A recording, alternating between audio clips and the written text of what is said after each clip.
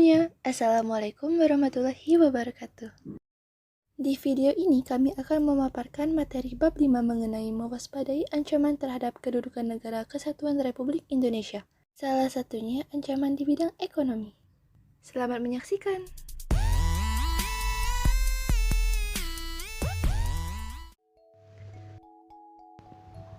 Di setiap negara ataupun pemerintahan tentu banyak ancaman yang dapat membuat jalannya suatu pemerintahan tidak berjalan secara mulus. Salah satu ancaman yang paling sering muncul dan sulit untuk dibereskan dalam waktu singkat adalah ancaman di bidang ekonomi. Cakupan di bidang ekonomi pada suatu negara tentunya dipengaruhi oleh beberapa hal. Salah satunya adalah jumlah penduduk. Hal yang perlu diketahui lainnya adalah ancaman di bidang ekonomi ini dianggap sebagai ancaman non-militer yang akan dihadapi tanpa proses yang melibatkan pihak TNI, sehingga strategi mengatasi ancaman di bidang ekonomi perlu dipersiapkan dengan lebih matang demi mewujudkan kestabilan ekonomi negara.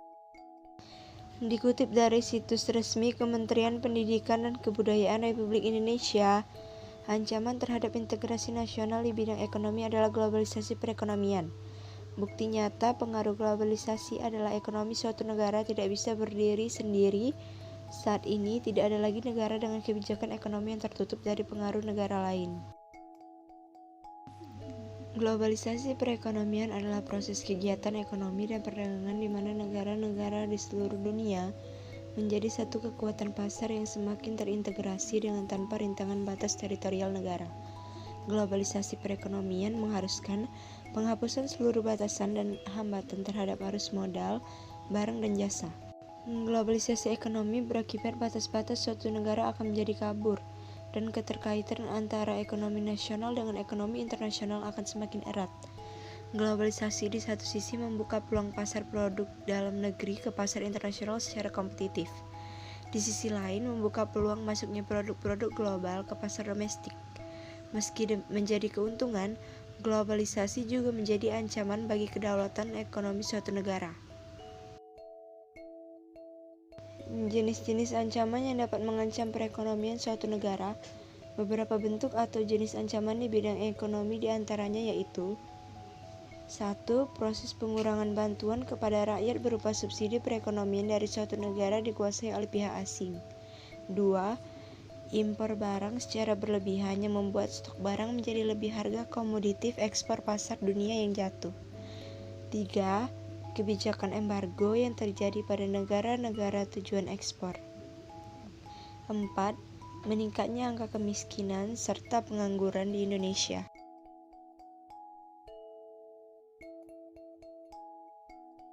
C. Faktor penyebab ancaman di bidang ekonomi. 1. Sistem perekonomian yang tidak jelas.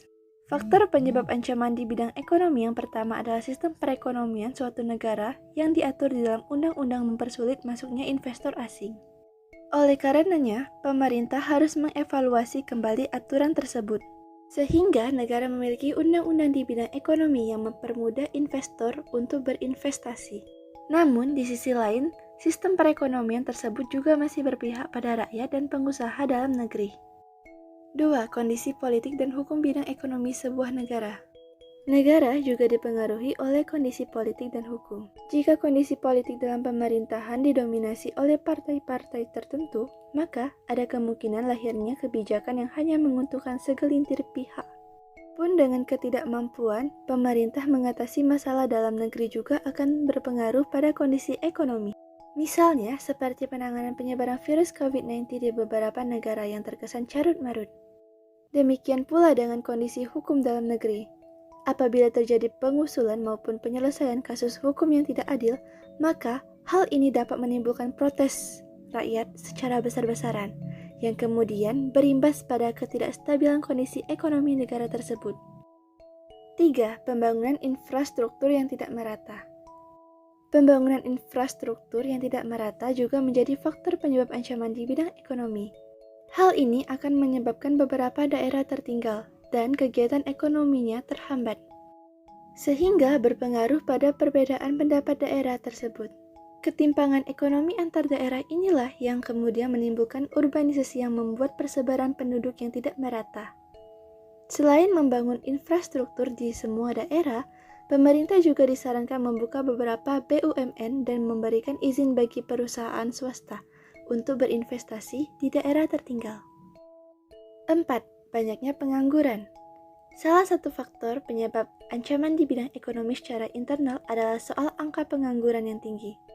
Sebab pengangguran tidak memberikan kontribusi pada ekonomi negara. Untuk mengatasinya, pemerintah harus mempermudah akses pendidikan berkualitas di semua daerah dengan biaya yang terjangkau. Juga dibutuhkan pelatihan khusus untuk calon pekerja agar mereka semakin bertalenta. Dan ketersediaan lapangan pekerjaan yang perlu diperbanyak.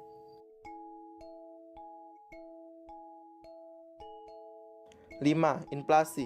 Inflasi adalah kondisi di mana naiknya harga atau suku bunga. Ini disebabkan oleh perubahan harga di pasar dunia, permintaan yang tinggi, terlambatnya produksi dan distribusi. Inflasi menyebabkan nilai mata uang menjadi lebih rendah. Negara yang mengalami inflasi secara otomatis bidang ekonominya akan terpuruk. 6. Daya saing SDM rendah. Ancaman di bidang ekonomi eksternal ini menyebabkan banyaknya pengangguran. Kemampuan tenaga kerja dari SDM lokal yang terbatas membuatnya kalah bersaing dengan tenaga kerja luar negeri. Akibatnya, masyarakat memiliki kontribusi yang kurang dalam bidang ekonomi negara karena tidak bekerja atau bekerja dengan level jabatan yang rendah.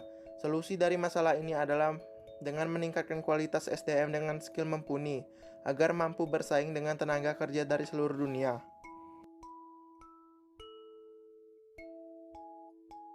D. Dampak negatif globalisasi ekonomi. Globalisasi ekonomi menimbulkan pengaruh negatif yang dapat menjadi ancaman kedaulatan Indonesia khususnya di bidang ekonomi, yaitu 1. Daya saing produk lokal kalah. Indonesia diberikan banjiri barang-barang dari luar negeri seiring pedagang bebas yang tidak mengenal batas-batas negara. Akibatnya, barang-barang lokal terutama tradisional akan terdesak karena kalah bersaing dengan barang-barang dari luar negeri. 2. Tajamnya kesenjangan sosial. Akibat persaingan bebas akan timbul kesenjangan sosial yang tajam. Persaingan bebas akan memunculkan perilaku ekonomi yang kalah dan menang. Pihak yang menang bisa melakukan monopoli pasar, sedangkan yang kalah hanya menjadi penonton dan terlintas. 3. Sektor ekonomi rakyat bersubsidi berkurang. Sektor ekonomi rakyat yang diberikan bersubsidi semakin berkurang, koperasi semakin sulit berkembang, dan penyerapan tenaga kerja dengan pola kerja padat semakin ditinggalkan. Akibat sektor ekonomi yang bersubsidi makin berkurang, maka angka pengangguran dan kemiskinan susah dikendalikan. 4. Prospek pertumbuhan ekonomi jangka panjang memburuk. Bila dampak negatif tersebut terjadi, maka pertumbuhan ekonomi suatu negara menjadi stabil dalam jangka pendek. Dalam jangka panjang, maka pertumbuhan tidak stabil ini akan mengurangi laju pertumbuhan ekonomi. Pertumbuhan pendapatan nasional dan kesempatan kerja akan semakin lambat. Masalah pengangguran tidak dapat diatasi atau makin buruk. Akhirnya, bila globalisasi menimbulkan efek buruk pada prospek pertumbuhan ekonomi jangka panjang suatu negara, distribusi pendapatan menjadi semakin tidak adil dan masalah sosial ekonomi masyarakat semakin bertambah buruk.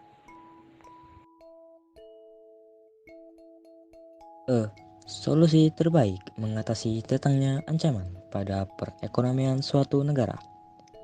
1. Menekan tingkat pengangguran. Tingkat pengangguran dalam suatu negara masih menjadi masalah yang terus membuat perekonomian suatu negara menjadi tidak stabil. Karena pengangguran ini dapat menghambat laju perekonomian setiap negara dan dianggap sebagai bentuk ancaman di bidang ekonomi. Karena itu, solusi untuk mengatasi tingkat pengangguran ini yaitu dengan melakukan beberapa hal, seperti meningkatkan kualitas pendidikan, menciptakan lapangan kerja yang bersifat kreatif atau padat karya, meningkatkan pelatihan kerja di setiap industri modern, dan mengembangkan bisnis dengan cara wirausaha, mendukung bisnis informal, bekerja sama dengan pihak asing, hingga menjalankan program transmigrasi. 2. Mengatasi masalah inflasi. Berbicara ekonomi, tidak mungkin jika inflasi tidak ikut adil dalam perekonomian.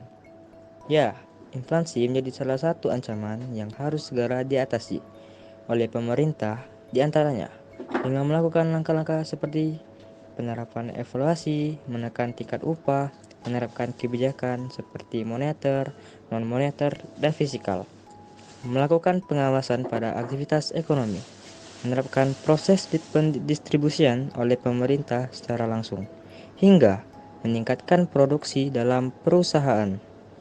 3. Mengatasi masalah infrastruktur. Infrastruktur juga menjadi salah satu ancaman di bidang ekonomi, karena infrastruktur yang berkurang merata akan menciptakan kesenjangan ekonomi di beberapa daerah, sehingga ekonomi menjadi tidak stabil. Dengan cara melakukan pemerataan pada pembangunan infrastruktur hingga ke daerah-daerah terpencil hingga merata, memastikan pendanaannya secara merata, lalu melakukan riset serta penyesuaian pada infrastruktur untuk memenuhi kebutuhan setiap daerah adalah cara terbaik mengatasi masalah infrastruktur dalam suatu negara. 4. Mengatasi permasalahan ketergantungan impor. Permasalahan terhadap ketergantungan impor yang terus meningkat juga menjadi ancaman terhadap bidang ekonomi dalam suatu negara. Karenanya, untuk mengatasi ketergantungan ini, beberapa hal yang bisa dilakukan adalah seperti meningkatkan produksi dalam negeri, membuat aturan impor secara lebih ketat, meningkatkan aktivitas ekspor, hingga menjaga hubungan baik antara satu negara dan negara lainnya. 5. Mengatasi masalah utang dengan negara lain. Indonesia menjadi satu dari sekian banyak negara yang memiliki utang cukup besar, dan utang tersebut juga yang menyebabkan permasalahan ekonomi di Indonesia. Karenanya, apabila mau mengatasi utang tersebut, maka perlahan dapat mulai menerapkan efisiensi pada berbagai bidang, mengadakan penggalangan dana dari seluruh warga negara Indonesia, meningkatkan pembayaran pajak, hingga bekerja sama dengan pihak lain untuk mendapatkan donatur luar negeri. 6. Mengatasi masalah korupsi. Korupsi juga menjadi salah satu permasalahan yang membuat negara rugi hingga menyebabkan ancaman yang nyata dan membuat negara kesulitan dalam pembangunan ekonomi. Untuk mengatasinya, hal-hal seperti membangun supremasi hukum yang lebih kuat, menciptakan pendidikan yang berbasis anti korupsi, membangun pendidikan moral sejak dini, membekali diri dengan pendidikan religi, hingga menjaga eksistensi para aktivis perlu dilakukan. 7. Mengatasi masalah kesenjangan ekonomi. Pentingnya membuat infrastruktur lebih merata hingga ke penjuru daerah agar kesenjangan ekonomi bisa diatasi. Namun cara lainnya yang bisa dilakukan diantaranya seperti menambah lapangan kerja, meningkatkan kualitas pendidikan, hingga pemberian pinjaman dengan koperasi juga bisa menjadi cara terbaik untuk mengatasinya.